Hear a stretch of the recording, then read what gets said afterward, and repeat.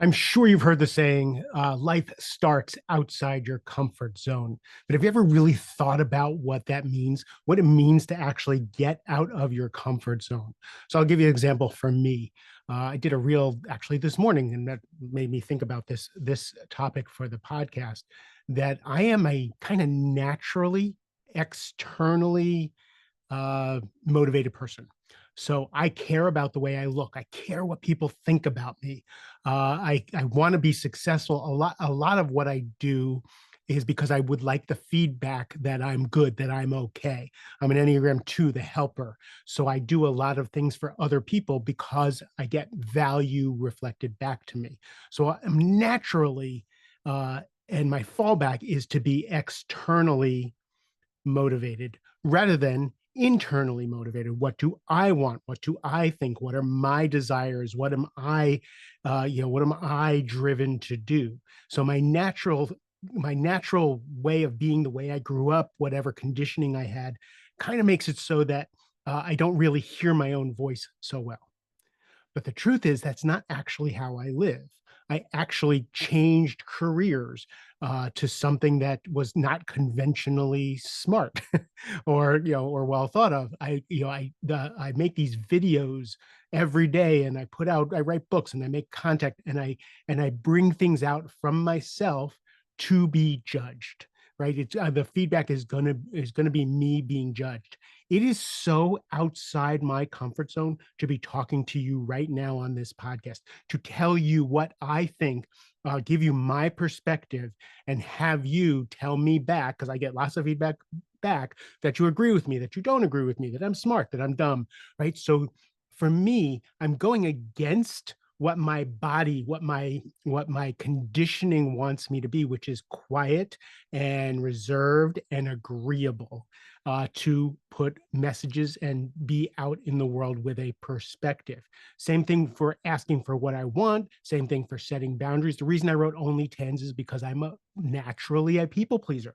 I don't set boundaries. I don't ask for what I want. I don't have these difficult conversations. I put other people's agendas ahead of mine. So I wrote Only Tens because I wanted a masterclass. I wanted to learn how to be different. But every time I set a boundary, every time I ask for what I want, including today, it's outside that comfort zone. It's outside what the robot here, Mark, the conditioned Mark, is used to. So when you find yourself saying, I'm just this way, this is the way I've always been, I can't do that because that's outside of what I know myself to be. Now you're giving into that conditioning. So I try to be an example because I'm scared and uncomfortable almost all the time when I'm outside my comfort zone. How does this apply to leadership? It's the story of George Washington is always interesting to me. The reason George Washington was made a general was because he had a uniform, not because he was anything special. He owned a uniform, so that made him eligible to be a general. What made George Washington was him answering the call, him stepping up to be the person he needed to be in that given situation. They talk about Kennedy during the Cuban Missile Crisis.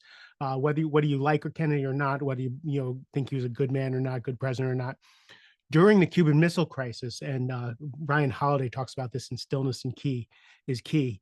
He lifted himself up to the leadership level he needed to be to avoid a nuclear war. Again, the story is in Stillness is Key by Ryan Holiday. It's really, really interesting. So what does that mean? It means throwing your hat in the ring for something that's uncomfortable, and living up to it. When I ran the Marine Corps Marathon, I just put it all out on Facebook. I put it out all in the world, and I started raising money for charity for me running the Marine Corps Marathon before I could even run a mile. So I put it out there so that, again, I'm externally motivated. I put it out there to stretch myself. And what I found out was I'm pretty badass.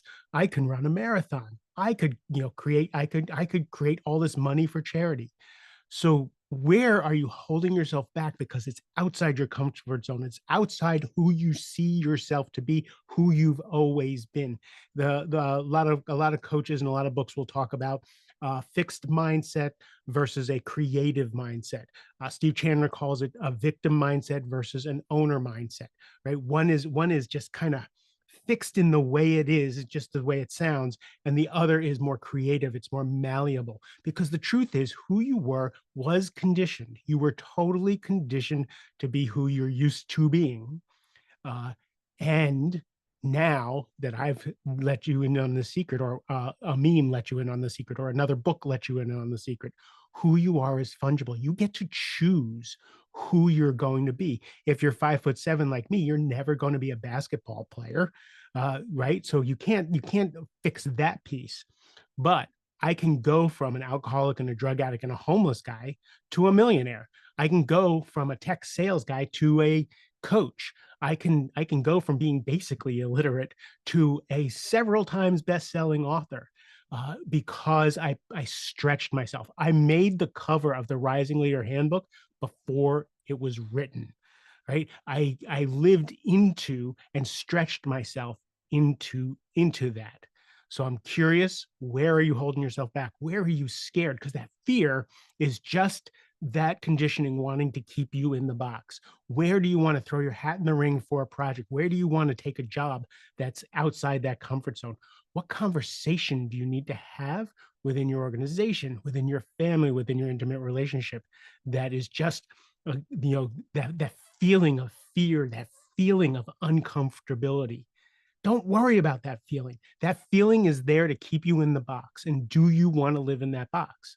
I don't want to live in that box. So I will, I sweat every time I do a podcast, every time I'm interviewed, every time I'm on stage, because again, it's outside my comfort zone. I know I am pushing the boundaries of my life and who I am and what I'm capable of when I'm sweating and when I'm a little nervous.